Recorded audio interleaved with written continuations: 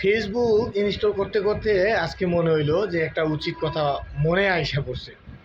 উচিত কথা হইলো যে যতক্ষণ ইজিপ্ট মানে মিশর যতক্ষণ গোল দিছিল, 2টা গোল দিছে, ততক্ষণ ফিফাও ঠিক ছিল এবং মাঠের যে রেফারি ওরাও ঠিক ছিল। কিন্তু যখনই আর্জেন্টিনা গোল দিল আর আর্জেন্টিনা যখন 3 গোল হয়ে গেল বা পরপর, তখনই ফিফাও ঠিক নাই, রেফারিও সব আর্জেন্টিনার সাপোর্টে চলে গেছে। এই হলো মন্তব্য।